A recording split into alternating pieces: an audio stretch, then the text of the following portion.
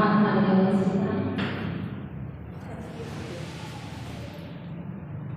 ಆಷಾಢ ವ್ಯಾಸಂಗಗೋಷ್ಠಿಯ ನಿರ್ದೇಶಕರೇ, ಆಯೋಜಕರೇ, ವ್ಯವಸ್ಥಾಪಕರೇ, ಹಾಗೆ ಆತ್ಮೀಯ ಸೋದರ ಸೋದರಿಯರೇ,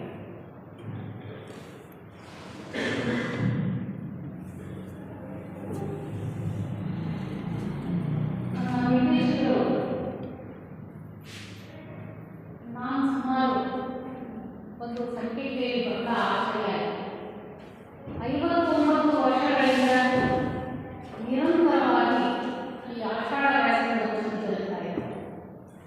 ನಾವು ಸುಮಾರು ಒಂದು 25 ವರ್ಷಗಳ ಹಿಂದೆ ಯಾವ ಉದ್ಯಾನ ರಾಜ್ಯದಲ್ಲಿ ನಾನು ಮೆಂಬರ್ ಆದಂಥ ಸಂದರ್ಭದಲ್ಲಿ ಈ ವ್ಯಾಸಂಗಗೋಷ್ಠಿಗಳಲ್ಲಿ ಭಾಗವಹಿಸಿದ್ದೆ. ಮಧ್ಯದಲ್ಲಿ ರುಕ್ಮಿಣಿ ಕೃಷ್ಣಮೂರ್ತಿ ಅವರು ನಡೆಸ್ತಾ ಇದ್ದಂಥ ವ್ಯಾಸಂಗಗೋಷ್ಠಿಗಳಾಗಿರ್ಬೋದು, ಆ ಎಲ್ಲ ಗೋಷ್ಠಿಗಳಲ್ಲೂ ಕೂಡ ಭಾಗವಹಿಸಿ ಈಗ ಪುನಃ ಒಂದು ಅವಕಾಶವನ್ನು ಮಾಡತಕ್ಕಂಥ ಈ ನಮ್ಮ ಶ್ರೀರಾಮರ ಲಾಲ್ಚನ ಅಧ್ಯಕ್ಷರು ಹಾಗೂ ಪದಾಧಿಕಾರಿಗಳಿಗೆ ನಾನು ವಂದನೆಗಳನ್ನು ಸಲ್ಲಿಸ್ತೀನಿ. ನಮ್ಮ ನಿರ್ದೇಶಕರು ಹೇಳುವುದು, ಬುದ್ಧರು ಮಾನವ ಕೋಟಿಯ ಅರಳಿದ ಪುಷ್ಪ ಅಂತ ಖಂಡಿತ ಅರ್ಥವಾಯಿತು ಸಾಧ್ಯ. ಬಹುತೇಕ ನಾವೆಲ್ಲ ಕೂಡ ಹೈಸ್ಕೂಲ್ನ ವಿದ್ಯಾರ್ಥಿಗಳಾಗಿದ್ದಾಗ ಬೌದ್ಧರ, ಬುದ್ಧ, ಮಹಾವೀರ ಈ ವಿಚಾರಗಳನ್ನು, ಜೀವನ ಚರ್ಚೆಗಳನ್ನು ಸ್ವಲ್ಪ ಮಟ್ಟಿಗೆ ಅರ್ಥ ಮಾಡ್ತೀವಿ. ಆತನೇ ಹುಟ್ಟಿದಂತಹ 3 ಸಂದರ್ಭಗಳು ಕೂಡ ವಿಶೇಷವಾದಂಥದ್ದು. ಹುಟ್ಟಿದ್ದಾಗಲೇ ವೈಶಾಖವೇ ಆಷಾಢ, ವೈಶಾಖ ಪೌರ್ಣಮಿ, ಹಾಗೆ ಜ್ಞಾನೋದಯವಾಗಿಯೂ ಕೂಡ ವೈಶಾಖ ಪೌರ್ಣಮಿ, ಹಾಗೆ ಅಂತಿಮವಾಗಿ ಶುಕ್ಲಶರೀರವನ್ನು ಕೂಡ ಈ ಒಂದು ಆಷಾಢ ಬುದ್ಧ ಪೌರ್ಣಮಿ ಆಷಾಢ. ಹೀಗಾಗಿ ಆ ವಿಶೇಷವಾದಂಥ ಬುದ್ಧರ ಒಂದು ವಿಚಾರವನ್ನು ಹಿಂದೆ ಸಿದ್ಧಾರ್ಥರಾದಂಥ ಹಿಡಿದು ಬುದ್ಧರಾಗುವವರೆಗೆ ಹೇಗೆ ಅಂತರ್ಗತವಾಗಿ ಮಾನವ ಕೋಟಿಗಾಗಿ ಸಿದ್ಧರಾದ, ಇದೊಂದು ನಿಜವಾಗ್ಲೂ ಕೂಡ ಬಹಳ ರೋಚಕವಾದ ವಿಷಯ ಆಗ್ತಿದೆ.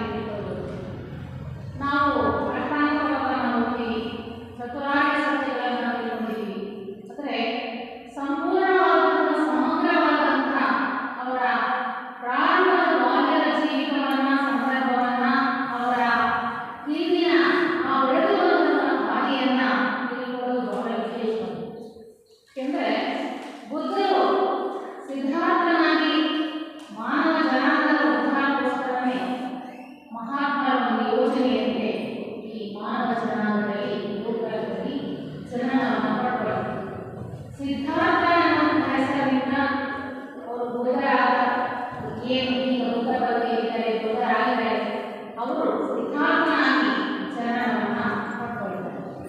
ಅವರ ಹುಟ್ಟಿದಂತಹ ಒಂದು ಸಂದರ್ಭ ಹೇಗೆ ಅಂತ ಹೇಳಿದ್ರೆ, ಮಹೋನ್ನತ ಲೋಕಗಳ ಕೆಳಗೆ ಪ್ರಪಂಚವನ್ನು ಆಳುವ 4 ಮಂದಿ ಪ್ರಜಾಪತಿಗಳು ಇರುವ ಪ್ರದೇಶದಲ್ಲಿ ಎಲ್ಲೋ ತೀರಿ ಹೋದ ಶ್ರೇಷ್ಠ ಮಹರ್ಷಿಗಳ ಆತ್ಮಗಳು 10,000 ವರ್ಷಗಳ ಕಾಲಾನಂತರ ನಮಗಾಗಿ ಅವತರಿಸಿದರು. ಲೆಕ್ಕಾಚಾರಿ ಅವ ಸಿದ್ಧಾರ್ಥನಾಗಿ ಹುಟ್ಟಬೇಕಾದ್ರೆ ಸುಮಾರು 4 ಮಂದಿ ಪ್ರಜಾಪತಿಗಳು ಆಳ್ವಿಕೆಯನ್ನು ಮಾಡಿದಂತಹ ಈ ಭಾರತ ದೇಶದಲ್ಲಿ ಎಷ್ಟೋ 10,000 ವರ್ಷಗಳ ಹಿಂದೆ ಕಾಲಾನಂತರ ಹಿಂದೆ ಜನಿಸಿದಂತಹ ಆತ್ಮಗಳ ಸ್ವರೂಪದಲ್ಲಿ ಪುನಃ ಸಿದ್ಧಾರ್ಥನಾಗಿ ನಮಗೆ ಇಲ್ಲಿ ಅವತಾರವಾಗಿ ಒಂದು ಜನನವನ್ನು ಹೊಂದುತ್ತಾರೆ. ಬುದ್ಧರು ಈ ಜನನವನ್ನು ಆಗುವ ಮುನ್ನವೇ ಸುಮಾರು ಸುಧೋಧನ ಮತ್ತು ಮಾಯಾವಿ ಯೋಗಿ, ಸುಧೋಧನ ಮಹಾರಾಜ ಹೆಂಡತಿ ಹೆಸರು ಮಾಯಾವಿ. ಆ ಬುದ್ಧರು ಸಿದ್ಧಾರ್ಥ ಹುಟ್ಟುವ ಮುನ್ನವೇ ಎಷ್ಟು ವಿಶೇಷವಾಗಿತ್ತು ಅಂತ ಹೇಳಿದ್ರೆ, ಆ ಸುಧೋಧನ ಮಹಾರಾಜನ ಒಂದು ಆ ಅರಮನೆಯಲ್ಲಿ ಆ ಮಾಯಾವಿ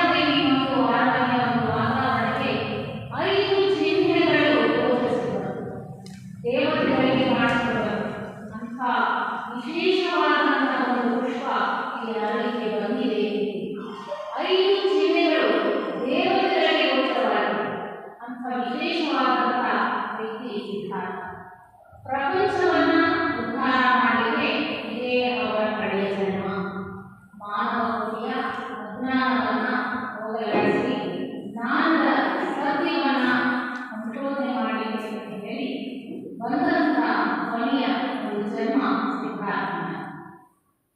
ಇದೇ ಕಪಿಲವಸ್ತು ಎಂದು ನಾವು ಕರಿತೀವಿ. ಆ ಕಪಿಲವಸ್ತು ಶುದ್ಧೋಧನ ಮಹಾರಾಜನ ಒಂದು ರಾಜಧಾನಿ. ಆ ಆತನ ಹೆಂಡತಿ ಏನು ಮಾಯಾದೇವಿ, ಅವರಿಗೆ ಒಂದು ಕನಸುಗಳು, ಬುದ್ಧರ ಸಿದ್ಧಾರ್ಥ ಹುಟ್ಟುವನ್ನ ಒಂದು ಕನಸುಗಳು. ಅದರಲ್ಲಿ ಏನು ವಿಶೇಷವಾದಂತಹ ಕನಸುಗಳು ಎಂದರೆ 6 ಕಿರಣಗಳಿರುವ ನಕ್ಷತ್ರ ಮುಂದಿನಂತೆ ಹೊಳೆಯುತ್ತಿರುವ 6 ಕೊರೆದಾರಗಳಿರುವ ಬಿಳಿ ಆನೆಯೊಂದು ಮಹಾರಾಣಿಯ ಗರ್ಭದ ಬಲಭಾಗವನ್ನು ಪ್ರವೇಶ ಮಾಡಿತು. ಇದು ಅವಳಿಗೆ ಸೂಚನೆಯನ್ನು ಕೊಟ್ಟು ಏನೋ ಒಂದು ವಿಶೇಷವಾದಂತಹ ಅವತಾರ ಪುರುಷನ ಪ್ರವೇಶವಾಗ್ತಾ ಇದೆ. ಆ ಮಾಯಾವಿಗೆ ಬಹಳ ಸಂತೋಷ ಆಗುತ್ತೆ. ಅರ್ಧಭಾಗ ಪ್ರಪಂಚಕ್ಕೆ ಬೆಳಕು ಕೊಡುವಂತಹ ಈ ಅದ್ಭುತ ಶಿಶು ಈ ಸಕಾಲದಲ್ಲಿ ಈ ಭೂಗೋಳದಲ್ಲಿ ಜನನವಾಗ್ತಾ ಇದೆ. ಆ ಸಮಯದಲ್ಲಿ ನೋಡಿ, ಬರೀ ಅರಮನೆಗೆ ಮಾತ್ರ ಸಂತೋಷ ಆಗಿಲ್ಲ, ಆ ಸಮಯದಲ್ಲಿ ಪ್ರಕೃತಿಗೂ ಕೂಡ ಬಹಳ ಸಂತೋಷ ಆಗಿದೆ. ಎಷ್ಟು ಮಹದಾನಂದವಾಗಿ ಪ್ರಕೃತಿಯಲ್ಲೂ ಕೂಡ ಅಂತ ಹೇಳಿದ್ರೆ ಪರ್ವತಗಳೆಲ್ಲವೂ ಸಂತೋಷದಿಂದ ಅಲುಗಾಡಿತು. ಎಲ್ಲ ಹೂಗಳು ಕೂಡ ಸಹಜವಾಗಿ ಅರಳಿಕೆ ಪ್ರಾರಂಭವಾಯಿತು. ಮಧುರವಾದಂತಹ ಒಂದು ಗಾನ ಆಕಾಶದಿಂದ ಕೇಳಿ ಬಂತು. ಆ ಬೆಳಗಿನ ಸಮಯ ಆಗುತ್ತೆ. ಆ ಕನಸಿನ ಅರ್ಥವನ್ನು ಏನು ನಾವು ಗೊತ್ತಾಗಲಿಲ್ಲ ಅಂತೇಳಿ ಮಾಯಾದೇವಿಗೆ ಅನುಭವಸ್ಥರಾದ ಜ್ಯೋತಿಷಿಗಳು ಬಂದು ಏನು ನನಗೆ ಪೂರ್ಣವಾಗಿ ನನ್ನ ಕನಸು ಅರ್ಥವಾಗ್ತಾ ಇಲ್ಲ ಹೇಳಿ ಅಂತ ಕೇಳಿದಾಗ ಆಗ ಜ್ಯೋತಿಷಿಗಳು ಬಂದು ಹೇಳಿದರೆ, ಮಹಾರಾಣಿಗೆ ಜನಿಸಿರುವಂತಹ ಪುತ್ರಗಳನ್ನು ಅದ್ಭುತ ಜ್ಞಾನದಿಂದ ಮಾನವ ಕೋಟಿಯನ್ನು ಅಜ್ಞಾನದಿಂದ ಮುಕ್ತಗೊಳಿಸಬಹುದು. ಅಂತಹ ವಿಶೇಷವಾದ ಆತ್ಮ ಅಂತ ಹೇಳಿ ಜ್ಯೋತಿಷಿಗಳು ಮನವರಿಕೆ ಮಾಡಿಕೊಡ್ತಾರೆ ಮಾಯಾದೇವಿ. ಅಥವಾ ಇನ್ನೊಂದು ಮಾತನ್ನು ಕೂಡ ಹೇಳ್ತಾರೆ ಜ್ಯೋತಿಷಿಗಳು, ಇಡೀ ಪ್ರಪಂಚದ ಚಕ್ರವರ್ತಿಯಾಗಿ ರಾಜ್ಯಭಾರ ಮಾಡ್ತಾನೆ ಕೂಡ. ಎರಡೂ ಅಂಶಗಳನ್ನು ಕೊಡ್ತಾರೆ. ಒಂದು, ಆ ಮಾನವ ಕೋಟಿಯ ಅಜ್ಞಾನವನ್ನು ಕೂಡ ಅವರು ಮುಕ್ತಗೊಳಿಸ್ತಾರೆ. ಎರಡನೇದು, ಇಡೀ ಪ್ರಪಂಚದ ಚಕ್ರವರ್ತಿಯಾಗಿ ರಾಜ್ಯಭಾರವನ್ನು ಕೂಡ ಮಾಡಿರುವಂತಹ ಒಂದು ನಾಯಕತ್ವ ಅಂಶವನ್ನು ಹೊಂದಿರುವಂಥದ್ದು. ಈ ಸಮಾಚಾರ ಬಗ್ಗೆ ಭವಿಷ್ಯ ಎಷ್ಟೇ ಇಲ್ಲ, ಏನು ಈ ರೀತಿ ಹೇಳ್ತಾ ಇದ್ದಾರಲ್ಲ ಜ್ಯೋತಿಷಿಗಳು. ಆದರೂ ಕೂಡ ಆ ಸಂತೋಷ ವಾತಾವರಣವನ್ನು ವಿಜೃಂಭಣೆಯಿಂದ ಒಂದಿನ ಜನಗಳ ವಸ್ತುವಿನಲ್ಲಿ ಸಿದ್ಧತೆಯನ್ನು ಮಾಡಿಕೊಳ್ತಾರೆ. ಆಗ ಅಲ್ಲಿ ಆ ರಾಜ್ಯಕ್ಕೆ ಆ ಸಂದರ್ಭದಲ್ಲಿ ರಾಜವೈಭವ ಅಂತ ಹೇಳಿದರೆ ರಾಜನು ಕತ್ತಿ ವರಸೆ, ಗಾರುಡಿ ವಿದ್ಯೆ, ಯಕ್ಷಿಣಿ ವಿದ್ಯೆ, ಹಗ್ಗದ ಮೇಲೆ ನಡೆಯುವುದು ಮೊದಲಾದ ಮನರಂಜನಾ ಕಾರ್ಯಕ್ರಮಗಳನ್ನು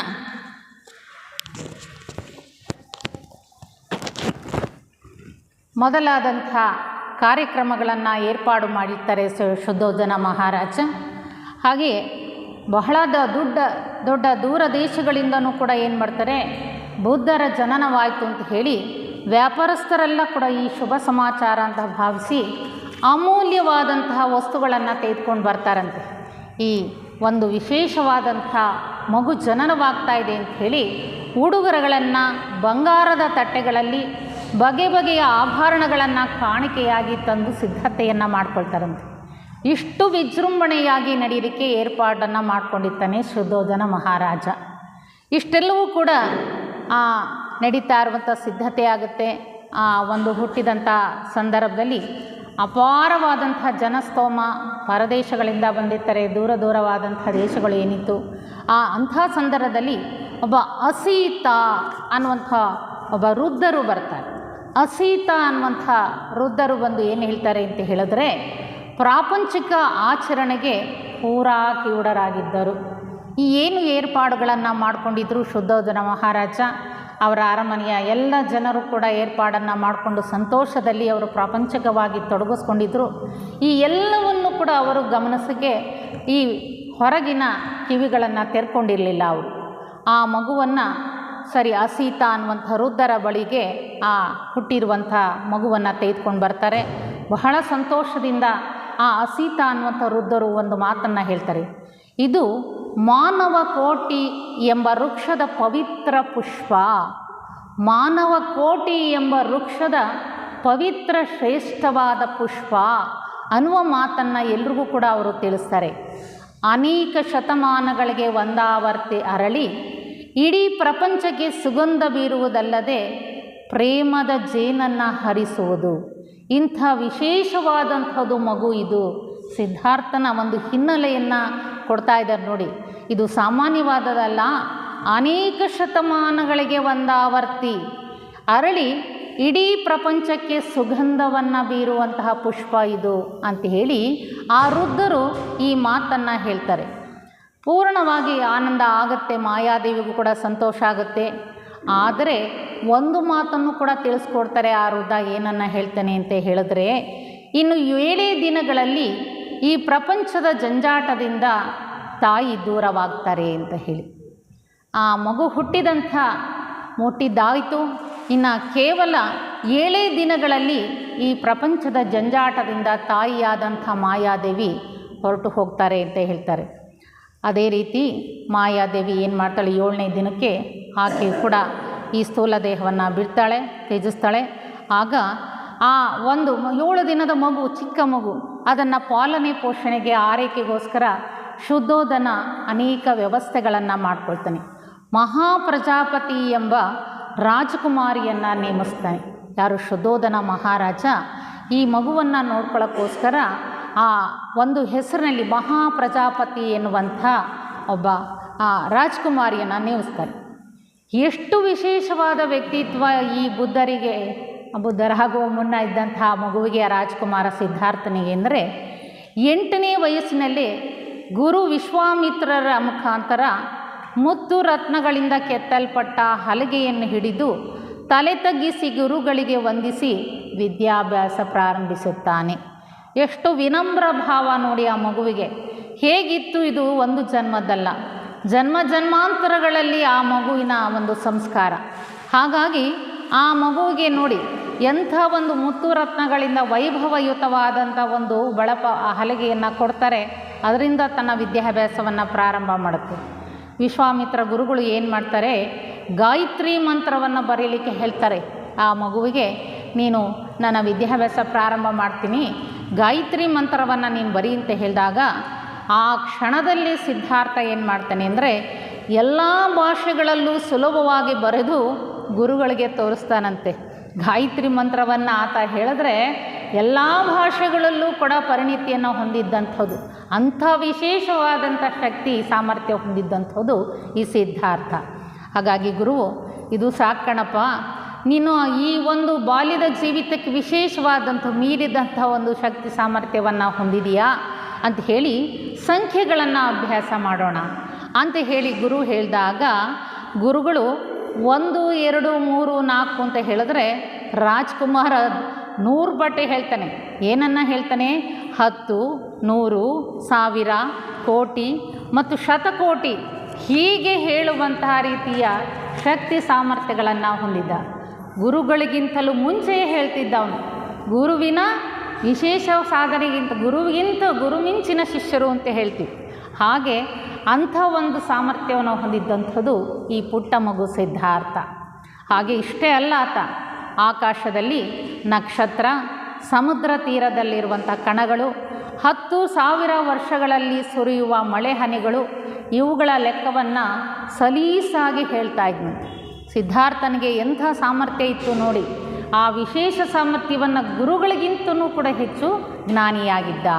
ಹಾಗಾಗಿ ಗುರುಗಳು ಇಷ್ಟು ತಿಳಿದಿರುವ ನಿನಗೆ ನಾನು ಏನು ಹೇಳ್ಕೊಡ್ಲಿ, ನೀನೇ ಇಷ್ಟೊಂದು ತಿಳ್ಕೊಂಡಿದ್ದೀಲಪ್ಪ, ಗುರುವಾದ ನಾನೇ ಇನ್ನೂ ಇಷ್ಟೊಂದು ತಿಳ್ಕೊಂಡಿಲ್ಲ ಅಂತ ಹೇಳಿದಾಗ ಆ ಆಶ್ಚರ್ಯಚಕಿತರಾಗ್ತಾರೆ. ಯಾರು? ವಿಶ್ವಾಮಿತ್ರ ಗುರುಗಳು ಆಶ್ಚರ್ಯಚಕಿತರಾಗಿ, ಆಗಲೂ ಕೂಡ ಆ ಸಿದ್ಧಾರ್ಥ ವಿನಯದಿಂದ ಇನ್ನೂ ಮುಂದುವರಿಸ್ಕೊಂಡು ಹೋಗ್ತಾನೆ. ಆ ಸಿದ್ಧಾರ್ಥ ಏನನ್ನೇ ಹೇಳ್ತಾನೆ ಅಂದರೆ, ಅಣುಗಳು, ಪರಮಾಣುಗಳು, ಯುಗಾಂತರಗಳು, ಕಲ್ಪಗಳು, ಯೋಜನೆಗಳು ಎಂದು ಮುಂತಾಗಿ ಹೇಳುತ್ತಾ ಮುಂದುವರಿಸ್ತಾನಂತೆ. ಇಷ್ಟೆಲ್ಲ ರೀತಿಯ ವಿಶೇಷವಾದಂತಹ ರೀತಿಯ ವಿಕಾಸ ಯೋಜನೆಯಲ್ಲಿ ನಡೆಯುವಂಥದ್ದನ್ನೆಲ್ಲ ಪೂರ್ಣವಾಗಿ ವಿವರವಾಗಿ ತಿಳಿಸ್ತಾನಂತೆ.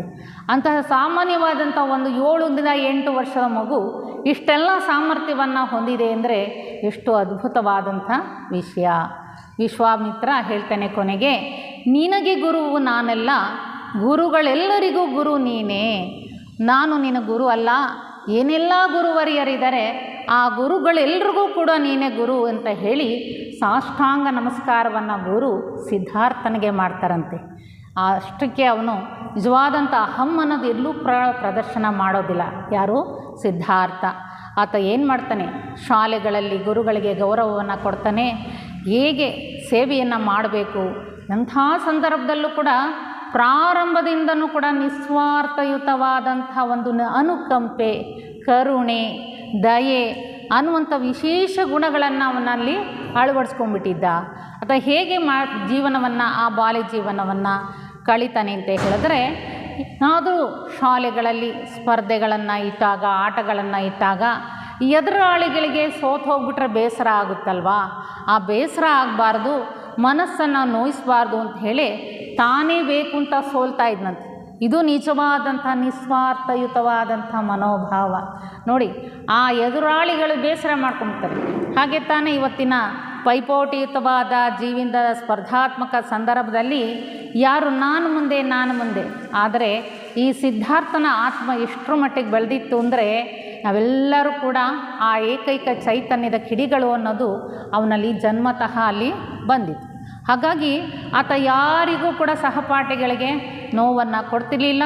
ಸಂತೋಷದಿಂದ ಆ ಒಂದು ಕುದುರೆ ಸವಾರಿಯನ್ನಾಗಲಿ, ಅಥವಾ ನೋಡಿ, ಬರೀ ಮನುಷ್ಯರಿಗೆ ಸ್ನೇಹಿತರಿಗೆ ಅಲ್ಲ, ಕುದುರೆಗೆ ಆಯಾಸವಾಗಬಾರದೆಂದು ಅರ್ಧದಲ್ಲಿಯೇ ಕುದುರೆಯಿಂದ ಇಳುತ್ತಾ ಯಾರ ಮನಸ್ಸನ್ನು ನೋಯಿಸದೆ ಅನುಕಂಪವೇ ಆತನಾಗಿದ್ದ. ಅವನೇ ಅನುಕಂಪ, ಕರುಣೆ ಅನ್ನುವಂಥ ಗುಣ ಇದೆಯಲ್ಲ, ಅವನೇ ಆಗಿಬಿಟ್ಟಿದ್ದ. ಹೆಸರಲ್ಲ ಅದು, ಅನುಕಂಪ, ಕರುಣೆ ಅವನ ಪೂರ್ಣವಾಗಿ ಅವನಲ್ಲಿ ಶರೀರದಲ್ಲಿ ಅದು ಇತ್ತು. ಹಾಗಾಗಿ ಅಂಥ ಗುಣಗಳನ್ನು ಹೊತ್ಕೊಂಡು ಬಾಲ್ಯದಿಂದಲೇ ಆತ ಬೆಳೀತಾನೆ.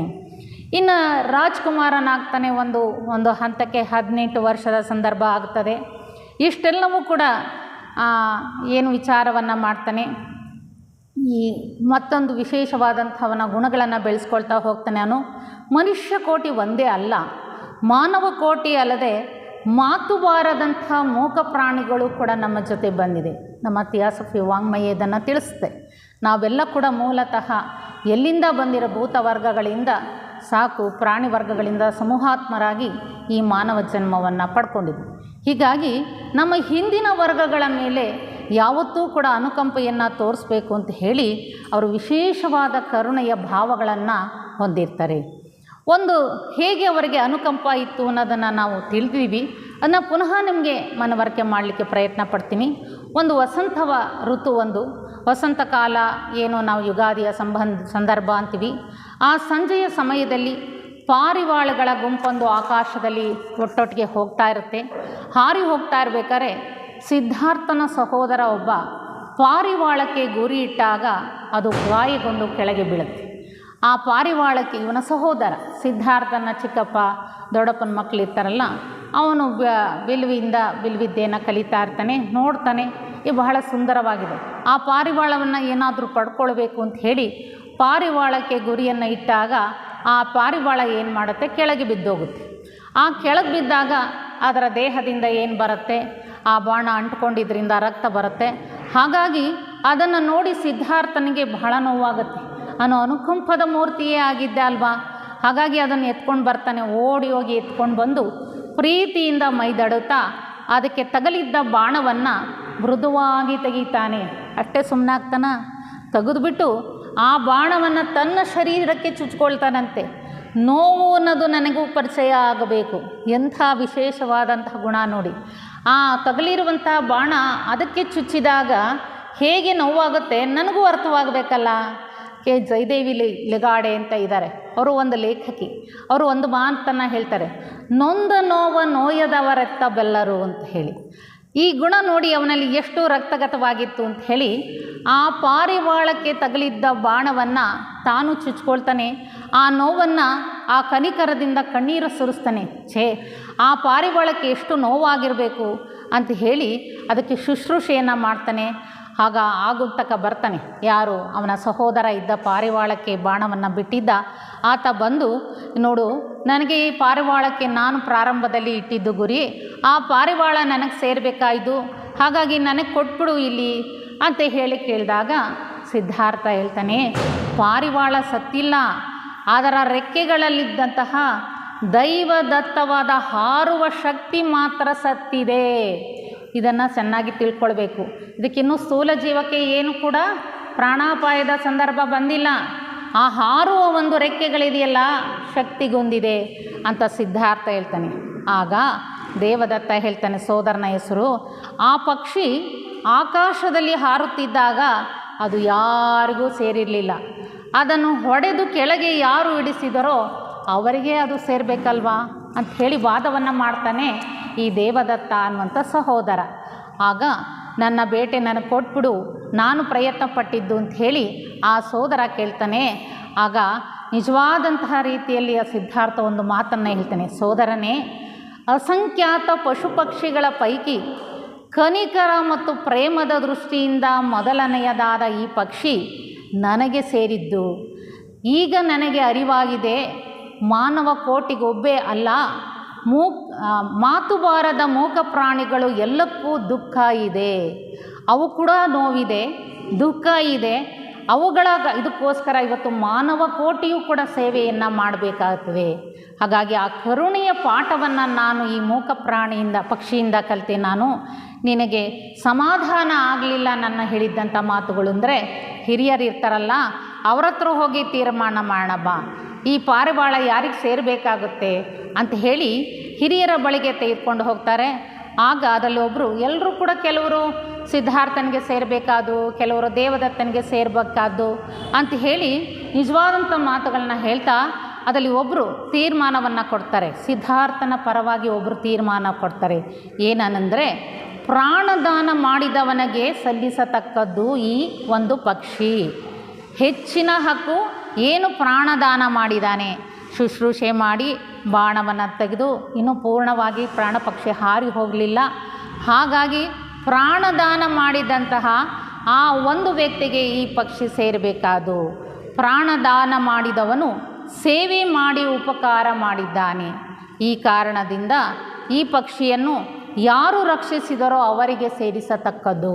ಅಂದರೆ ಅಲ್ಲಿ ಯಾರಿಗೆ ಸೇರಬೇಕಾಗತ್ತೆ? ಸಿದ್ಧಾರ್ಥನಿಗೆ ಸೇರಬೇಕಾಗತ್ತೆ. ಈ ತೀರ್ಮಾನವನ್ನು ಜ್ಞಾನಿಯನ್ನು ಹುಡುಕಿದಾಗ ಅಷ್ಟು ಹೇಳಿಬಿಟ್ಟು ಆ ಜ್ಞಾನಿ ಅಂತರ್ಧಾನ ಆಗಿಬಿಡ್ತಾನಂತೆ. ನೋಡಿ, ಇದು ಒಂದು ಸಂದರ್ಭ ಏನನ್ನು ಹೇಳ್ತಾರೆ ಅಂದರೆ, ಅನೇಕ ವೇಳೆ ದೇವರು ಹಲವಾರು ರೂಪಗಳಲ್ಲಿ ಬರ್ತಾರೆ, ಬಂದು ಭಕ್ತರನ್ನು ರಕ್ಷಣೆ ಮಾಡ್ತಾರೆ ಅಂತ ಹೇಳಿ ಸಿದ್ಧಾರ್ಥನ ಒಂದು ನಿಸ್ವಾರ್ಥ ಸೇವೆಯನ್ನು ಮೆಚ್ಚಿ ಸಿದ್ಧಾರ್ಥನ ಒಂದು ನಿಷ್ಠೆಯನ್ನು ಅವರು ಸಪೋರ್ಟ್ ಮಾಡ್ತಾರೆ. ಹೀಗಾಗಿ ಹೇಗೆ ಮಹಾತ್ಮರು ನಮಗೆ ನಿಜವಾದಂಥ ಶಿಷ್ಯರಿಗೆ ನಮಗೆ ಸಹಾಯಕ್ಕೆ ಬರ್ತಾರೆ ಅಂತ ಸಾಕಷ್ಟು ತಿಳ್ಕೊಂಡಿದ್ವಿ.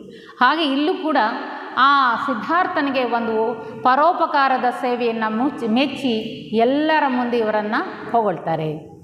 ಇನ್ನು 18 ವರ್ಷದ ಮುಂದೆ ಅವನಿಗೆ 20 ವರ್ಷ ಆಗ್ತದೆ.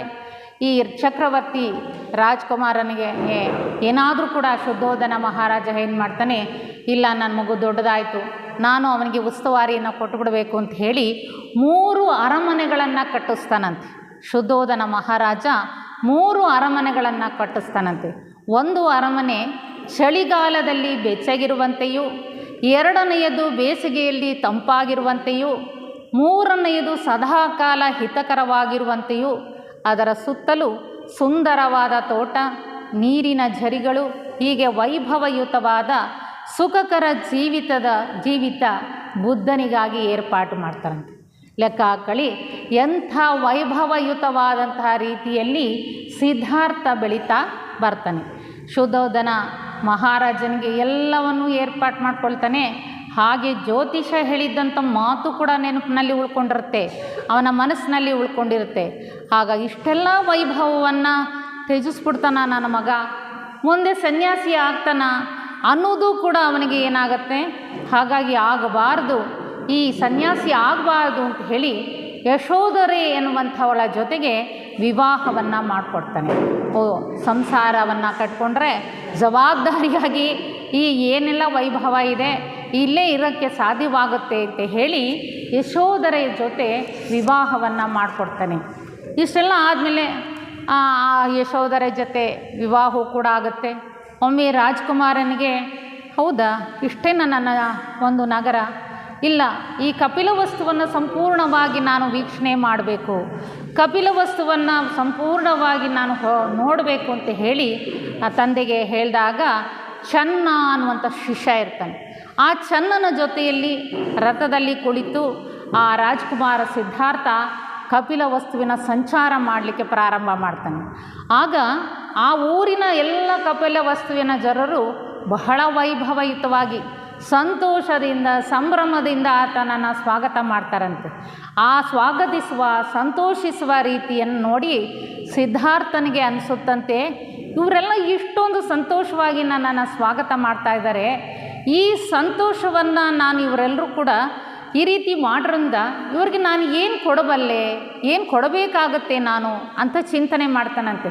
ಸಿದ್ಧಾರ್ಥನಿಗೆ ಎಷ್ಟು ಭವಿಷ್ಯ ಇದೆ ಇದನ್ನು ನೋಡಿ, ನನಗೆ ಇಷ್ಟೊಂದು ಸಂತೋಷವನ್ನು ಅವರು ಕೊಡ್ತಾ ಇದ್ದಾರೆ, ಈ ಸಂತೋಷವನ್ನು ಕೊಡುವಂಥವ್ರಿಗೆ ನಾನು ಏನು ಕೊಟ್ಟರೆ ಇನ್ನೂ ಸಂತೋಷ ಆಗುತ್ತೆ ಅಂತ ಹೇಳಿ ಅವಾಗೆ ಆನಂದ ಇನ್ನೂ ಕೂಡ ಹೆಚ್ಚಲಾಗಲಿಕ್ಕೆ ಏನು ಮಾಡಬಹುದು ಅಂತ ಹೇಳಿ ಚಿಂತನೆಯನ್ನು ಮಾಡ್ತಾನಂತೆ ಆ ಸಿದ್ಧಾರ್ಥ.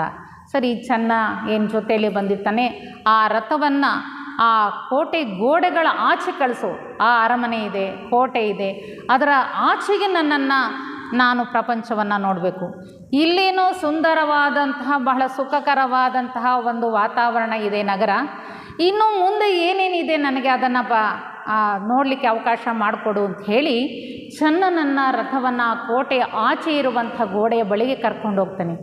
ಆಗ ಮತ್ತೊಂದು ನೋಡಿ, ಒಂದು ಸುಖದ ಛಾಯೆ, ಮತ್ತೊಂದು ನೆರಳಿನ ಆ ದುಃಖದ ಒಂದು ಪ್ರಪಂಚವನ್ನು ಇವನು ದರ್ಶನ ಮಾಡ್ತಾನೆ. ಅಲ್ಲಿ ಹೋದಾಗ ನೋಡ್ತಾನೆ ಸಿದ್ಧಾರ್ಥ, ಹಣ್ಣು ಮುದುಕನನ್ನು ನೋಡ್ತಾನೆ, ಚೆನ್ನನನ್ನು ವಿಚಾರಿಸ್ತಾನೆ, ಏನಪ್ಪ ಇದು ಜೀವನದ ರೀತಿ, ಏನಪ್ಪ ಇದು, ಹಣ್ಣು ಮುದುಕರಾಗಬೇಕಾ ಪ್ರತಿಯೊಬ್ಬರು, ವಯಸ್ಸಾದ ನಂತರ ಕಣಪ್ಪ ಹೀಗೇ ಆಗೋದು, ಎಲ್ಲರೂ ಆಗಬೇಕು ಅಂತ ಹೇಳಿ ಚೆನ್ನ ಮನವರಿಕೆ ಮಾಡಿಕೊಡ್ತಾನೆ. ಯಾರಿಗೆ? ಸಿದ್ಧಾರ್ಥ ರಾಜ್ಕುಮಾರಿಗೆ. ಆಗ ಸಿದ್ಧಾರ್ಥ ಕೇಳ್ತಾನೆ, ಹುಟ್ಟಿದವರೆಲ್ಲರೂ ಹೀಗೆ ಆಗುವರೇ, ಹೌದಾ, ಹುಟ್ಟಿದಿದ್ದ ಪ್ರತಿಯೊಬ್ಬ ಮನುಷ್ಯನು ಹೀಗೆ ಆಗಬೇಕಾ ಅಂತ ಒಂದು ಆಶ್ಚರ್ಯವನ್ನು ವ್ಯಕ್ತಪಡಿಸ್ತಾನೆ. ಆಗ ಚೆನ್ನ, ಸಂಶಯವೇ ಇಲ್ಲ, ಪ್ರತಿಯೊಬ್ಬರೂ ಕೂಡ ವೃದ್ಧಾಪ್ಯ ಈ ಎಲ್ಲ ಒಂದು ಸುಖಗಳನ್ನು ದುಃಖಗಳನ್ನು ಅನುಭವಿಸಿ ತೀರಲೇಬೇಕು ಅಂತ ಹೇಳಿ ಆಗ ಇಷ್ಟೆಲ್ಲವನ್ನು ತಿಳ್ಕೊಂಡು ಚೆನ್ನನ ನಡಿಯಪ್ಪ ಸಾಕು, ದರ್ಶನ ಮಾಡಿದ್ದೀನಿ, ಮನೆಗೆ ಹೋಗೋಣ ಅಂತ ಹೇಳಿ ವಾಪಸ್ಸು ಕರ್ಕೊಂಡು ಬರ್ತಾನೆ. ಅವತ್ತೆಲ್ಲ ರಾತ್ರಿ ಅವನಿಗೆ ಏನನ್ಸುತ್ತೆ, ಸಿದ್ಧಾರ್ಥನಿಗೆ ರಾತ್ರಿ ಎಲ್ಲ ಊಟ ಮಾಡೋದಿಲ್ಲ, ನಿದ್ದೆ ಮಾಡೋದಿಲ್ಲ. ಯಶೋಧರಿ ಯಾಕೆ ಇವನು ಮೌನವಾಗಿ ಇದ್ದಾನೆ, ನನ್ನ ರಾಜ್ಕುಮಾರ ಸುಮ್ಮನೆ ಇದನ್ನಲ್ಲ, ನಿಜವಾಗ್ಲೂ ಕೂಡ ಏನು ಸಮಾಧಾನ ಸಿಗ್ತಾ ಇಲ್ವಲ್ಲ, ಏನಕ್ಕೋಸ್ಕರ ನಾನು ಬದುಕಿದ್ದೀನಿ, ಅಲ್ಲ ಈ ಎಲ್ಲ ವೈಭವಗಳು ಈ ಎಲ್ಲ ಸುಖಗಳು ಒಂದಲ್ಲ ಒಂದು ದಿವಸ ಕೊನೆ ಆಗುತ್ತಲ್ವಾ, ಕ್ಷಣಿಕವಾದುದಲ್ವಾ, ಅಶಾಶ್ವತವಾದುದಲ್ವಾ ಅಂತ ಹೇಳಿ ಅವನಿಗೆ ಎಚ್ಚರ ಆಗ್ಬಿಡುತ್ತಂತೆ ಮಧ್ಯರಾತ್ರಿ. ಈ ಅಶಾಶ್ವತವಾದಂತಹ ಜೀವಿತ ಒಂದಲ್ಲ ಒಂದು ದಿವಸ ಕೊನೆಯಾಗುತ್ತೆ. ಆ ರಾತ್ರಿಯೆಲ್ಲ ಅವನಿಗೆ ನಿದ್ದೆ ಮಾಡದೆ ಆಯಾಸಕೊಳ್ತಾನೆ. ಹಾಗೆ ನಿಜವಾದ ಆ ಸಮಯದಲ್ಲಿ ಶುದ್ಧೋಧನ ಮಹಾರಾಜನಿಗೂ ಒಂದು ಕನಸುಗಳು ಬರುತ್ತಂತೆ. ಸುಖದ ಜೀವನ ಬಿರುಗಾಳಿಗೆ ಸಿಕ್ಕು ಚಿಂದಿಯಾಗಿ ಹೋಗುವಂತೆ ಕನಸು ಬೀಳುತ್ತಂತೆ. ಈ ಕಡೆಗೆ ಏನಿದು ಅಶಾಶ್ವತ ಅಂತ ಸಿದ್ಧಾರ್ಥನಿಗೆ ಅನಿಸಿದ್ರೆ, ಮತ್ತೊಂದು ಕಡೆ ಶುದ್ಧೋಧನನಿಗೆ ಅನಿಸ್ತಾ ಇದೆ, ಇನ್ನು ಹೊರಡಕ್ಕೆ ಸಿದ್ಧವಾಗ್ತಾ ಇದೆ ನನ್ನ ಮಗು ಅಂತ ಹೇಳಿ ಆತನಿಗೆ ಬಿರುಗಾಳಿಗೆ ಸಿಕ್ಕಂತೆ ಆಗ್ತಾ ಇದೆ, ಆರಿ ಹೋಗ್ಬಿಡುತ್ತಲ್ಲ ನನ್ನ ಈ ವೈಭವದ ಬದುಕು ಅಂತ ಹೇಳಿ ರಾಜನಿಗೆ 7 ರೀತಿಯ ದುಸ್ವಪ್ನಗಳು ಕಾಡ್ತವಂತೆ. ಯಾರಿಗೆ? ಶುದ್ಧೋಧನ ಮಹಾರಾಜನಿಗೆ 7 ರೀತಿಯ ದುಸ್ವಪ್ನಗಳು ಗೋಚರವಾಗುತ್ತಂತೆ. ಆಗ ಯಾವುವು ಇವನು ಹೊರಟೇ ಬಿಡ್ತಾನೆ, ನಿರ್ಧಾರ ಮಾಡಿಬಿಡ್ತಾನೆ, ನನ್ನ ಮಗ ಸಿದ್ಧಾರ್ಥ ಈ ಅರಮನೆಯ ವೈಭವವನ್ನು ತ್ಯಜಿಸ್ತಾನೆ ಅಂತ ಗೊತ್ತಾದಾಗ ಆತ ಇಡೀ 3 ಅರಮನೆಗಳಿಗೂ ಕೂಡ ಏನನ್ನು ಮಾಡಿಸ್ತಾನೆ, ಹೆಚ್ಚಿನ ಕಾವಲುಗಾರರನ್ನು ನೇಮಿಸ್ತಾನಂತೆ, ಬಂದೋಬಸ್ತ್. ಇನ್ನೆಲ್ಲೂ ಕೂಡ ಅವನು ಹೊರಗಡೆ ಹೋಗಬಾರ್ದು ಅಂತ ಹೇಳಿ ಎಲ್ಲ ಕೋಟೆಗಳಿಗೂ ಕೂಡ ಬೀಗಗಳನ್ನು ಹಾಕಿಸ್ತಾನೆ. ಆದರೆ ಈಶ್ವರನ ಇಚ್ಛೆಯನ್ನು ತಡೆಯಬಲ್ಲವರು ಯಾರೂ ಇಲ್ಲ. ರಾಜಕುಮಾರನಿಗೆ ಊರಿನ ಪಟ್ಟಣ ಜನಜೀವನ ನೋಡಬೇಕೆಂಬ ಹಂಬಲ. ಶುದ್ಧೋಧನ ಮಹಾರಾಜಕುಮಾರನಿಗೆ ಕೇಳ್ತಾನೆ, ನೋಡಪ್ಪ ನಾನು ಇನ್ನೂ ಕೂಡ ಈ ಜೀವಿತವನ್ನು ನೋಡಬೇಕು, ಅವಕಾಶ ಮಾಡಿಕೊಡು ಅಂತ ಹೇಳಿದಾಗ, ಆಯ್ತಪ್ಪ ಮಾಡಿಕೊಡ್ತೀನಿ ಅಂತ ಪುನಃ ಆ ಶುದ್ಧೋಧನ ಮಹಾರಾಜನ ಮಾಡಿಕೊಡ್ತಾನೆ. ಈ ಒಂದು ಕಪಿಲ ವಸ್ತುವನ್ನು ಮತ್ತೊಮ್ಮೆ ಭೇಟಿಯಾಗ್ತಾನೆ. ಈ ಭೇಟಿಗಾದರೂ ಕೂಡ ಮಗನು ಮನಸ್ಸನ್ನು ಬದಲಾಯಿಸ್ಕೊಳ್ಬೋದು. ಆಯಿತು, ಅವನು ಹೇಳ್ದಂತೆ ಕೇಳೋಣ, ಆ ಸಿದ್ಧಾರ್ಥನಿಗೆ ಏನೇನು ಆಸೆ ಇದೆಯೋ ಅದರಂತೆ ನಾನು ಈಡೇರಿಸ್ತೀನಿ ಅಂತ ಹೇಳಿ ಆಶಾಭಾವದಿಂದ ಅನುಮತಿ ಕೊಡುತ್ತಾನೆ. ಯಾರು? ಶುದ್ಧೋಧನ ಮಹಾರಾಜ ಕೊಡ್ತಾನೆ. ಸರಿ, ಸಿದ್ಧಾರ್ಥ ಬರ್ತಾನೆ. ಊರಿನ ಒಳಗೆ ಜೀವಿಸುತ್ತಿರುವಂಥ ವ್ಯಾಪಾರಸ್ಥರು, ಎತ್ತಿನ ಗಾಡಿಗಳು, ಬೆವರು ಸುರಿಸುವ ಕೂಲಿಯವರು, ಹಣ್ಣು ಮಕ್ಕಳು ಕಂಠಪಟ್ಟು ಕೆಲಸ ಮಾಡುತ್ತಿರುವುದು, ಇಷ್ಟಲ್ಲದೆ ಕುಷ್ಠರೋಗಿ ನಡೆಯದೆ ನಿತ್ರಾಣದಲ್ಲಿರುವಂತಹ, ನೋವಿನಿಂದ ಸಹಾಯ ಮಾಡಿ ಎಂದು ಗೋಗರಿಯುತ್ತಿರುವ ಹಣ್ಣು ಮುದುಕ ಶವವನ್ನು ಹೊತ್ತುಕೊಂಡು ಹೋಗುತ್ತಿರುವ ದೃಶ್ಯಗಳನ್ನು ನೋಡಿ ಎಲ್ಲರಿಗೂ ಇದೇ ಸ್ಥಿತಿ ಬರುತ್ತದೆ ಎಂದು ಕೇಳ್ತಾನೆ.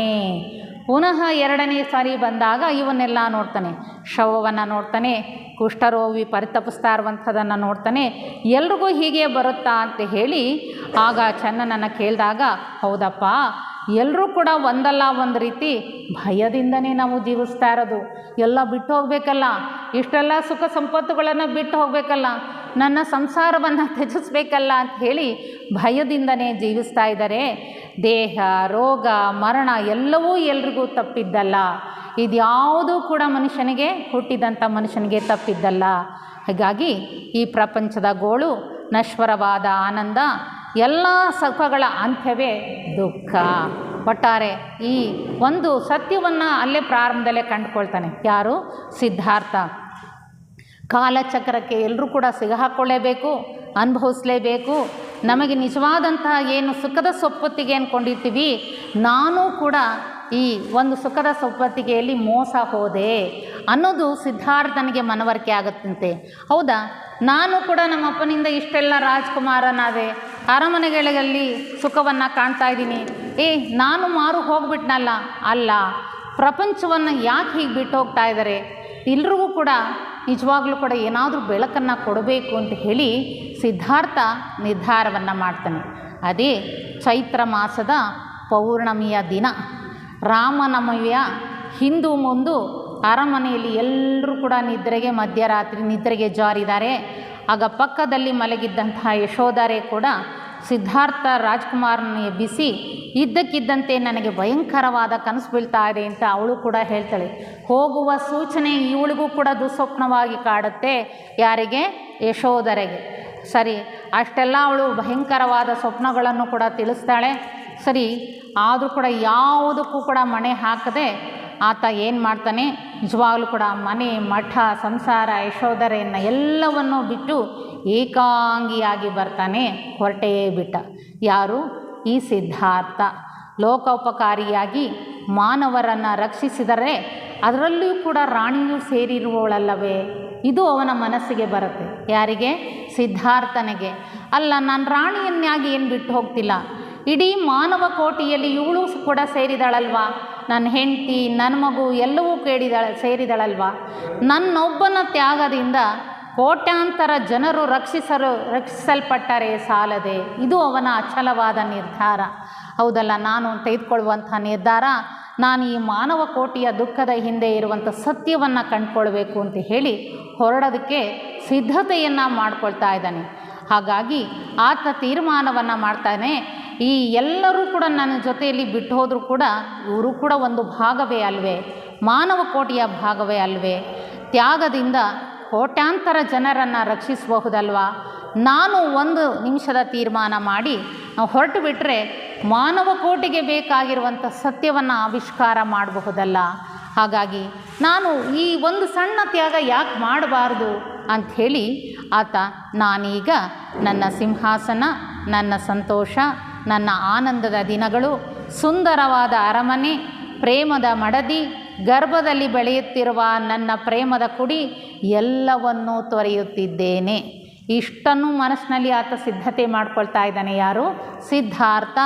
ಅರಮನೆಯನ್ನು ಬಿಡುವ ಮುನ್ನ ಈ ತ್ಯಾಗಯುತವಾದ ಜೀವನ ಹೇಗೆ ಪ್ರಾರಂಭ ಆಗ್ತಾ ಇದೆ ನೋಡಿ.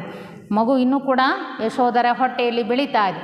ಹಾಗಾಗಿ ಸತ್ಯ ಗೋಚರಿಸುವವರೆಗೂ ಕೂಡ ನಾನು ಮತ್ತೆ ಹಿಂತಿರುಗಲೇ, ನನಗೆ ಸತ್ಯ ಗೋಚರವಾಗುವವರೆಗೂ ಕೂಡ ನಾನು ವಾಪಸ್ಸು ಬರೋದಿಲ್ಲ.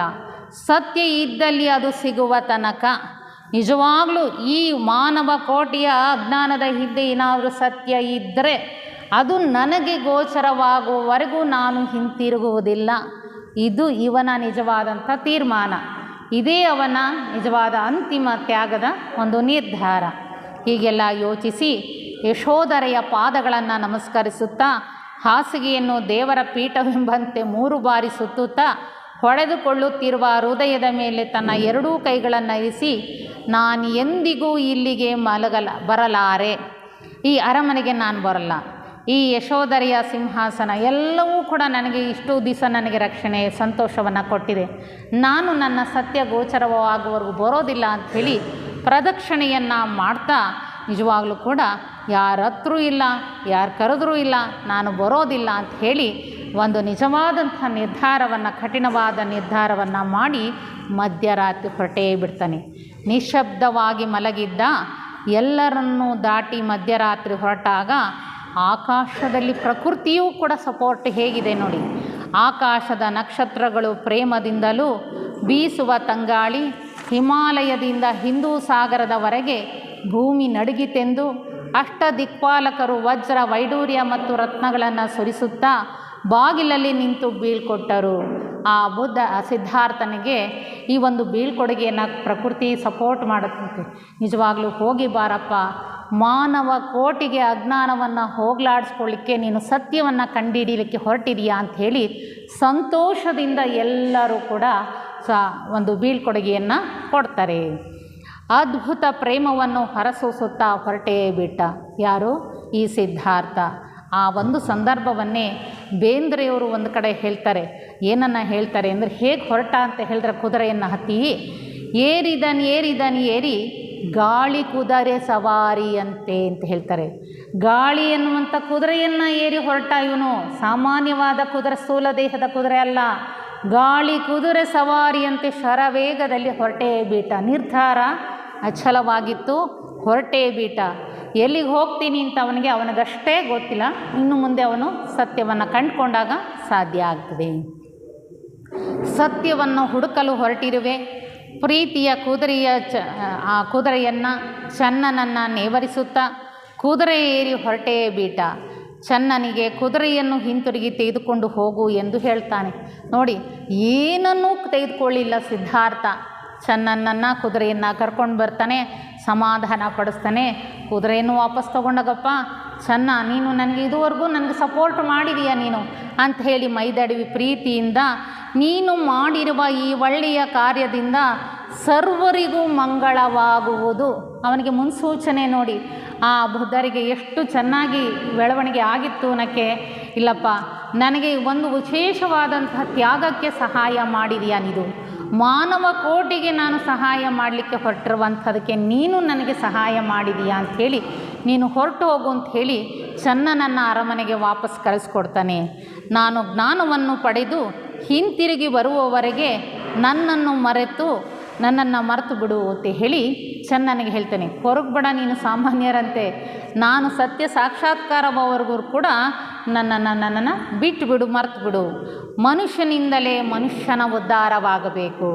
ಮನುಷ್ಯರಾಗಿರುವಂಥ ನಾವು ಮನುಷ್ಯರಿಂದನೇ ಈ ಮಾನವ ಕೋಟಿಗೆ ಅಗಾಧವಾದ ಸಹಾಯ ಅಗತ್ಯ ಇದೆ. ಹೀಗೆ ಪ್ರಪಂಚದ ಉದ್ಧಾರಕ್ಕಾಗಿ ತಮ್ಮ ಸ್ವಂತ ಜೀವನವನ್ನು ತೊರೆದಂಥವರು ಈ ನಿಜವಾದಂತಹ ಸಿದ್ಧಾರ್ಥ ಮುಂದೆ ಬುದ್ಧನಾಗುವಂಥ ಒಂದು ಪ್ರಪಂಚಕ್ಕೆ ಹೊರಡ್ತಾರೆ. ಬುದ್ಧರು ಪ್ರಪಂಚದ ದುಃಖವನ್ನು ತಗ್ಗಿಸೋಕ್ಕೋಸ್ಕರ ಜ್ಞಾನವನ್ನು ಕೊಡಲಿಕ್ಕೆ ಸಿದ್ಧರಾಗ್ತಾರೆ. ಈಗ ಇದುವರೆಗೂ ಕೂಡ ಸುಖದ ಸ್ಥೂಲ ಜೀವಿತದ ಪ್ರಾಪಂಚಿಕ ಜೀವಿತದಲ್ಲಿ ಹೇಗೆ ಬೆಳೆದು ಬಂದರು, ಆ ಬಂದಿರುವಂಥದ್ದನ್ನು ಹೇಗೆ ಅವರು ವಿಶೇಷವಾಗಿ ಕಂಡುಕೊಂಡ್ರು, ಆ ಸುಖವನ್ನು ಕೊಡ್ತಾ ಇದ್ರು ಕೂಡ ಅದರಲ್ಲಿ ಮುಳುಗಿ ಹೋಗಲಿಲ್ಲ ಅವರು. ಅದನ್ನು ಬಿಟ್ಟು ನಾನು ಇಡೀ ಮಾನವ ಕೋಟಿಗೆ ಇವತ್ತು ರಕ್ಷಕನಾಗಬೇಕು ಅಂತ ಹೇಳಿ ಎಲ್ಲವನ್ನು ತ್ಯಜಿಸಿ ಹೊರಟೇ ಬಿಡ್ತಾರೆ. ಬಿಂಬಸಾರನ ರಾಜನಾಗಿರ್ತಾನೆ. ಆವಾಗ ಚಂದ್ರಗುಪ್ತ ಮೌರ್ಯರ ಒಂದು ಅಶೋಕ ಚಕ್ರವರ್ತಿಯ ಕಾಲ. ಆಗ ರಾಜಗೃಹದ ಬಳಿ ಒಂದು ಗುಹೆಯನ್ನು ಅರಸಿ ಇದು ಪ್ರಶಾಂತವಾದ ಸ್ಥಳ ಎಂದು ಸಿದ್ಧಾರ್ಥನಿಗೆ ಅಲ್ಲಿ ಹೋಗಿ ಆ ಗುಹೆಯಲ್ಲಿ ವಾಸ ಮಾಡ್ತಾರಂತೆ. ಲೆಕ್ಕ ಹಾಕೊಳ್ಳಿ, ರಾಜ ಸುಪ್ಪತ್ತಿಗೆಯಲ್ಲಿ ಕಾಲವನ್ನು 3 ಅರಮನೆಗಳಲ್ಲಿ ಸದಾ ಕಾಲ ಸುಖವಾಗಿರಬೇಕಾದಂಥ ಜೀವಿತ ಎಲ್ಲವೂ ನಶ್ವರವಂತ ಭಾವಿಸಿ ಆತ ಒಂದು ಈ ಗುಹೆಯಲ್ಲಿ ಉರಿ ಬಿಸಿಲೆನ್ನದೆ, ಕೊರೆಯುವ ಚಳಿ ಎನ್ನದೆ, ಹಗಲು ರಾತ್ರಿಗಳೆಲ್ಲದೆ ಮಾನವ ಕೋಟಿಯ ಉನ್ನತಿಗಾಗಿ ಕಾವಿ ಬಟ್ಟೆ ಧರಿಸಿ ಭಿಕ್ಷಾಪಾತ್ರ ಹಿಡಿದು ಏನು ಸಿಕ್ಕಿದರೆ ಅಷ್ಟರಲ್ಲೇ ತೃಪ್ತಿಪಟ್ಟುಕೊಂಡು ಏಕಾಂಗಿಯಾಗಿ ಹುಲ್ಲಿನ ಮೇಲೆ ಮಲಗುತ್ತಿದ್ದಾರೆ. ಇದು ಮುಂದಿನ ಭಾಗ. ಸಿದ್ಧಾರ್ಥರಾಗಿ ಸತ್ಯವನ್ನು ಆವಿಷ್ಕಾರ ಮಾಡಬೇಕು ಅಂತ ಹೊರಟಾಗ ಎಲ್ಲಿಗೆ ಬರ್ತಾರೆ? ಬಿಂಬಸಾರನ ರಾಜಗೃಹ ಅಂತ ಏನು ಕರಿತೀವಿ, ಅಲ್ಲಿ ಒಂದು ಗುಹೆ ಇರುತ್ತೆ. ಅಲ್ಲಿ ಮತ್ತೊಂದು ರೂಪದ ನೀವು ವಿರಾಗಿಯಾಗುವಂತಹ ಒಂದು ಜೀವಿತವನ್ನು ಇಲ್ಲಿ ಕಾಣಲಿಕ್ಕೆ ಸಾಧ್ಯವಾಗುತ್ತೆ. ಸ್ಥೂಲ ದೇಹಕ್ಕೆ ನೋಡಿ ಉಪವಾಸವನ್ನು ಕೊಡ್ತಾರೆ ಮತ್ತು ಧ್ಯಾನದಲ್ಲಿ ಮೈಮರಿತಾ ಹೋಗ್ತಾರೆ. ಹಾಗೆ ಅಕ್ಕಪಕ್ಕದ ಊರಿನ ಜನ ನಮ್ಮನ್ನು ಬನ್ನಿ ಬನ್ನಿ ಅಂತ ಹೇಳಿ ಕರೆದ್ರೂ ಕೂಡ ಸೊಪ್ಪು ಹಾಕೋದಿಲ್ಲ, ನಾನು ಬರೋದಿಲ್ಲ, ನಾನು ಇಲ್ಲಿ ಸುಖವಾಗಿ ಇದ್ದೀನಿ ಅಂತ ಹೇಳಿ ಅವರಿಗೆ ಭಿಕ್ಷೆಯನ್ನು ತಂದು ಕೊಡ್ತಾರಂತೆ. ಒಬ್ಬ ರಾಜ್ಕುಮಾರನಾಗಿ ಇರುವಂಥವನಿಗೆ ಈಗ ಆ ಭಿಕ್ಷೆಯನ್ನು ತಂದು ಪಕ್ಕದ ಜನ ತಂದು ಕೊಡ್ತಾ ಇದ್ದಾರೆ. ಅಲ್ಲಿಯೇ ರತ್ನಗಿರಿ ಅನ್ನುವಂಥ ಊರು, ಅದರ ಸುತ್ತ ಅನೇಕ ಯೋಗಿಗಳು ಇರ್ತಾರಂತೆ. ಪ್ಲೀಸ್ ಏನಾರ ಮಧ್ಯದಲ್ಲಿ ನೀವು ಮಾಡಬೇಕು ಅಂತ ಅಂದರೆ ಗೋಪಾಲಕೃಷ್ಣ ಅವರೇ, ಒಳ್ಳೆ ಗುಂಗೆ ಹುಳ ಇದು ಮಾಡ್ದಂಗೆ ಆಗ್ತಾಯಿದೆ, ದಯವಿಟ್ಟು ಅದಕ್ಕೆ ಅವಕಾಶ ಮಾಡಿಕೊಡ್ತೀವಿ. ಸಮಯವನ್ನು ಡಿವಿಯೇಟ್ ಮಾಡಿ ಡೈವರ್ಷನ್ ಮಾಡಿದ್ರೆ ಖಂಡಿತ ನಾವು ಸಿದ್ಧಾರ್ಥರ ಒಂದು ಗುಣವನ್ನು ಕೂಡ ನಾವು ಆಲಿಸೋದಕ್ಕಾಗೋದಿಲ್ಲ. ಸರಿ, ಸಿದ್ಧಾರ್ಥನಾಗಿ ತ್ಯಾಗವನ್ನು ಮಾಡಿ ಈ ಒಂದು ರಾಜಗಿರಿಗೆ ಬರ್ತಾರೆ. ಆ ಊರಿನ ಪರಿಸರ ಹೇಗಿತ್ತು ಅಂದರೆ, ಅಲ್ಲಿ ಏನಿತ್ತು ಅಂದರೆ ಅನೇಕ ಜನ ಬಹಳ ಕಠಿಣವಾದಂಥ ಉಪವಾಸಗಳನ್ನು ಮಾಡಿ ಯೋಗಿಗಳು ಎಲ್ಲರೂ ಕೂಡ ದೇಹವನ್ನು ದಂಡಿಸ್ತಾ ಇರ್ತಾರೆ. ಮೈಗಳನ್ನು ಕಾಡು ಮುಳ್ಳುಗಳಿಂದ ಚುಚ್ಕೊಳ್ತಿರ್ತಾರಂತೆ. ನನಗೆ ಈ ಜೀವಿತ ಬೇಡ, ಈ ಯಾವುದು ಬೇಡ, ನನಗೆ ಈ ದೇಹ ಹೇಗಿದೆ ಏನು ಅಂತ ಹೇಳಿ ನೋವನ್ನು ಹೋಗಲಾಡಿಸ್ಕೊಳ್ಳೋಕ್ಕೆ ಮುಳ್ಳುಗಳನ್ನು ಚುಚ್ಕೊಳ್ತಾ ಈ ದೇಹ ದಂಡನೆಯನ್ನು ಮಾಡ್ಕೊಳ್ತಾ ಇರ್ತಾರೆ. ಹಾಗೆ ಹಣೆ ತೊಡೆ ಮೇಲೆ ಬರೆಗಳನ್ನು ಹಾಕ್ಕೊಳ್ತಾ ಇರ್ತಾರಂತೆ. ಏನು ಸಿದ್ಧಾರ್ಥ ಹೋಗ್ತಾನೆ ಆ ಗುಹೆಯ ಬಳಿ ಪಕ್ಕದಲ್ಲಿ ಇದ್ದಂಥದ್ದು. ಹಾಗೆ ಇನ್ನೇನು ಮಾಡ್ತಾಯಿದ್ರು ಅಂದರೆ, ಶಿವನ ಹೆಸರನ್ನು ದಿನಕ್ಕೆ 500 ಬಾರಿಯಾಗಿ ಉಚ್ಚರಿಸ್ತಾ ಹಠಯೋಗಿಗಳ ಥರ 500 ಬಾರಿ ಶಿವ ಶಿವ ಶಿವ ಶಿವ ಅಂತ ಹೇಳಿ ಜಪವನ್ನು ಮಾಡಿ ತಮ್ಮ ನಾಲಿಗೆಗಳನ್ನು ಕಿತ್ತುಕೊಂಡು ಕಿವುಡರಾಗಿ ಮಾಡಿಕೊಂಡು ಮುಕ್ತಿ ಪಡೆಯಲು ಹವಣಿಸುತ್ತಿದ್ದರು. ಇಂಥ ಹಠಯೋಗಿಗಳ ಒಂದು ಜೀವಿತವನ್ನು ನೋಡ್ತಾರೆ ಈ ಸಿದ್ಧಾರ್ಥ. ಅವರಿಗೆ ಪವಿತ್ರ ಯಾಕೆ ಇದೆಲ್ಲ ನಿಮಗೆ ಹೆಂಗೆ ತಿಳ್ಕೊಂಡ್ರಿ ಅಂತ ವಿಚಾರಿಸ್ತಾನೆ ಸಿದ್ಧಾರ್ಥ.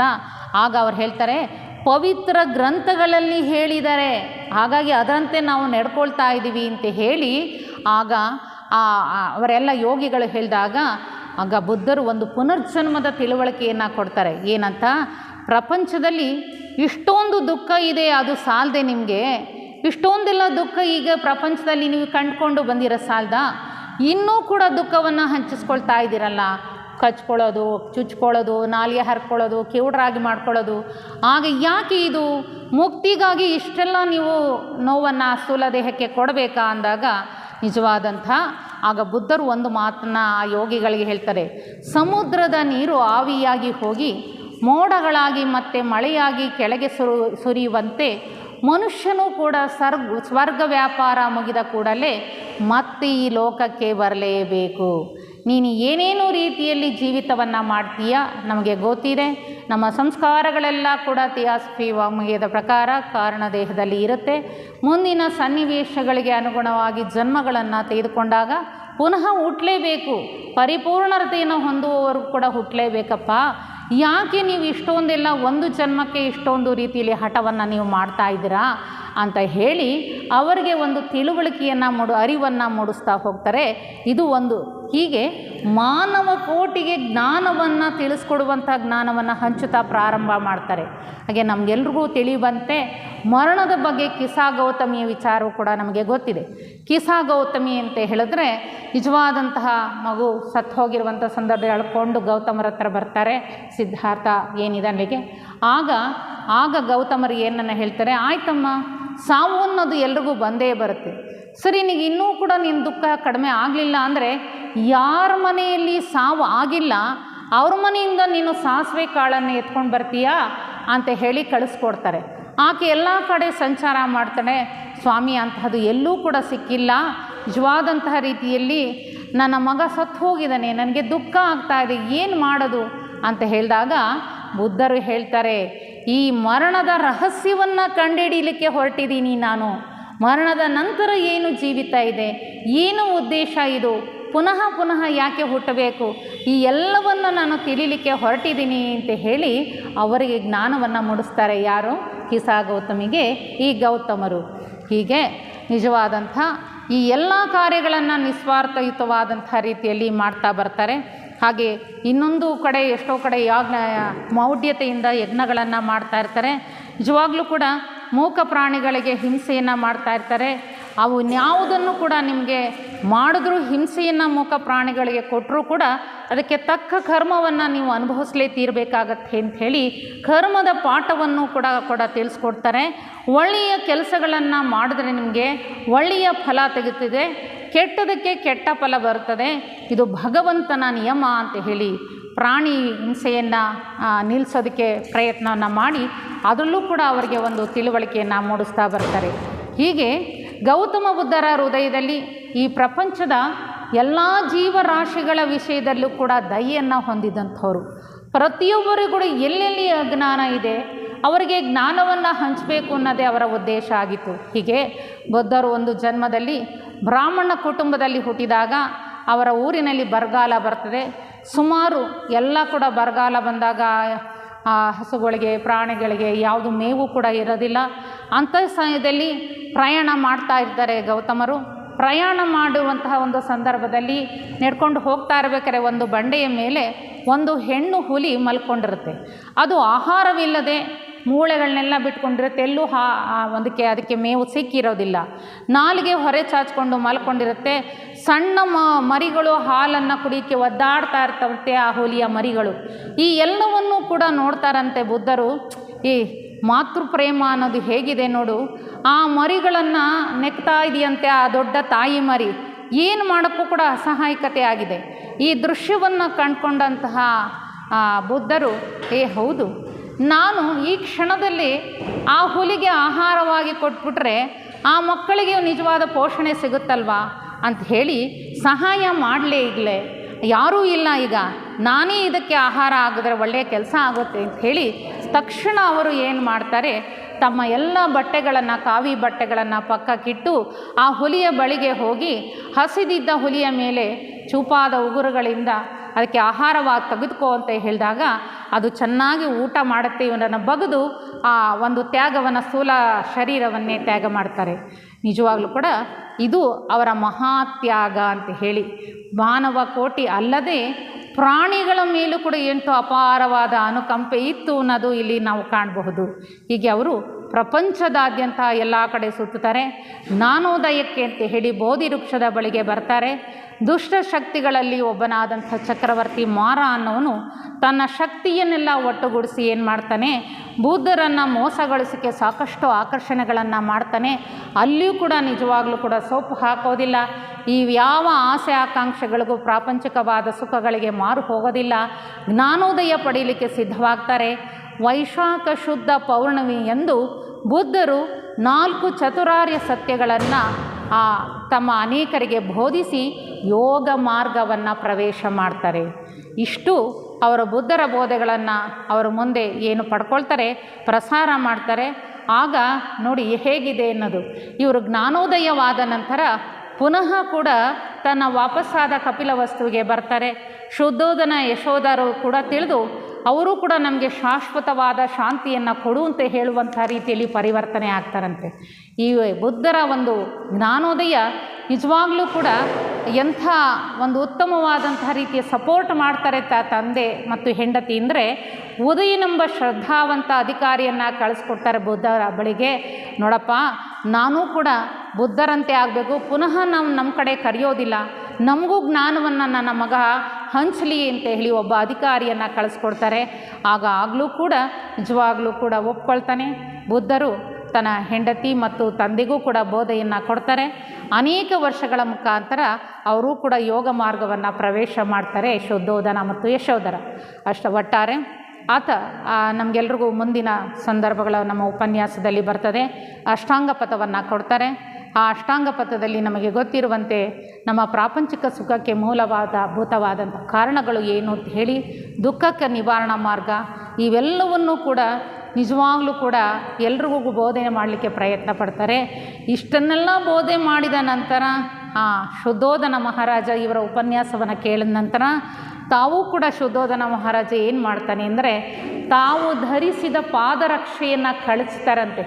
ಬುದ್ಧರು ಉಪನ್ಯಾಸ ಕೊಡ್ತಾ ಇರ್ತಾರೆ ಈ ಅಷ್ಟಾಂಗ ಪಥದ ಬೋಧೆಯನ್ನು. ತಾವು ಶ್ರದ್ಧಾಭಕ್ತಿಯಿಂದ ಈ ಮಾತುಗಳನ್ನು ಕೇಳಿಸ್ಕೊಂಡು ಆ ಪಾದರಕ್ಷೆಗಳನ್ನು ಕಳಿಸಿ ಮಗನ ಪಾದಗಳಿಗೆ ನಮಸ್ಕಾರ ಮಾಡ್ತಿ, ನಾನು ನಿನ್ನ ಉತ್ತಮ ಶಿಷ್ಯನಾಗ್ತೀನಿ, ನನ್ನನ್ನು ಸ್ವೀಕರಿಸು ಅಂತ ಹೇಳಿ ಯಶೋಧರೆಯೂ ಕೂಡ ಅದೇ ರೀತಿಯಲ್ಲಿ ಕೃತಜ್ಞತೆಯಿಂದ ಕೇಳ್ಕೊಳ್ತಾಳೆ. ಹಾಗೆಯೇ ರಾಹುಲನಿಗೂ ಕೂಡ ನಿಜವಾದಂಥ ಸ್ವರ್ಗದ ಸುಖದ ಸ್ಥಿತಿಯನ್ನು ಕೊಡ್ತಾರಂತೆ ಬುದ್ಧರು. ಹೀಗೆ ಅದೇ ದಿನ ಮೂರೂ ಜನರು ಕೂಡ, ಯಾರ್ಯಾರು ಶುದ್ಧೋಧನ, ಯಶೋಧರೆ ಮತ್ತು ರಾಹುಲ್, ಮೂರೂ ಜನ ಯೋಗ ಮಾರ್ಗದಲ್ಲಿ ಪ್ರವೇಶವನ್ನು ಮಾಡ್ತಾರಂತೆ. ಇಷ್ಟು ಕೂಡ ಬುದ್ಧ ತಾನು ಪರಿವರ್ತನೆ ಆಗಿದ್ದಲ್ಲದೆ ಇಡೀ ಕುಟುಂಬವನ್ನು ನಿಜವಾದಂತಹ ಈ ನಶ್ವರವಾದ ಜೀವಿತದಿಂದ ಯೋಗ ಮಾರ್ಗದ ಬಾಗಿಲ ಕಡೆಗೆ ತೆಗೆದುಕೊಂಡು ಬರ್ತಾರೆ. ಇದು ಅವರು ಮಾಡಿದಂಥ ಮಹಾನ್ ತ್ಯಾಗ. ಈ ಮಹಾನ್ ತ್ಯಾಗ ಏನಕ್ಕೆ ಇದೆ, ಏನು ವಿಚಾರಗಳನ್ನು ನಾವು ಇದುವರೆಗೂ ತಿಳ್ಕೊಂಡ್ವಿ ಅಂತ ಹೇಳಿದ್ರೆ, ಇಷ್ಟೆಲ್ಲವನ್ನೂ ಜೀವನ ಚರಿತ್ರೆಯನ್ನು ಸಾಕಷ್ಟು ನಾವು ತಿಳಿಯಲಿಕ್ಕೆ ಹೋಗಲ್ಲ. ಅಷ್ಟಾಂಗ ಪಥವನ್ನು ತಿಳ್ಕೊಳ್ತೀವಿ, ಸಾಧನ ಚತುಶ್ರೇಯಗಳನ್ನು ತಿಳ್ಕೊಳ್ತಾ ಹೋಗ್ತೀವಿ. ಆದರೆ ಇನ್ನೂ ಕೂಡ ನಮ್ಮಲ್ಲಿ ಸಾಕಷ್ಟು ಅಜ್ಞಾನ ಇದೆ. ಆ ಅಜ್ಞಾನವನ್ನು ನಾವೇ ಕೂಡ ಸಿದ್ಧರಾಗಬೇಕು. ನಮ್ಮ ಈ ನಶ್ವರವಾದ ಬದುಕಿನ ಹಿಂದೆ ಏನಿದೆ, ಇದಕ್ಕೆ ಯಾರು ಕಾರಣೀಭೂತರು, ನಮ್ಮ ಎಲ್ಲ ದುಃಖಗಳಿಗೆ ಕಾರಣ ಏನು, ಅಜ್ಞಾನ. ಅದೇ ದುಃಖ ಇದೆಯಲ್ಲ, ಈ ದುಃಖಕ್ಕೆ ಕಾರಣ ಮೂಲತಃ ನಮ್ಮ ಆಸೆಯೇ. ಈ ಎಲ್ಲ ವಿಚಾರಗಳನ್ನು ನಾವು ತಿಳ್ಕೊಳ್ತಾ ನಾವು ಈ ವ್ಯಾಸಂಗಗೋಷ್ಠಿಯಲ್ಲಿ ಈ ಸಿದ್ಧಾರ್ಥ ಬುದ್ಧರ ಜೀವನ ಚರಿತ್ರೆಯ ಪಕ್ಷಿ ನೋಟವನ್ನು ಅನಾವರಣ ಮಾಡಲಿಕ್ಕೆ ಅವಕಾಶ ಮಾಡಿಕೊಟ್ಟಂಥ ನಿರ್ದೇಶಕರಾದಂಥ ಜ್ಯೋತಿಯವರಿಗೂ ಹಾಗೂ ಎಲ್ಲ ಕೇಳಿದಂಥ ಶ್ರೋತೃಗಳಿಗೂ ವಂದಿಸ್ತಾ ನನ್ನ ಮಾತುಗಳಿಗೆ ವಿರಾಮ.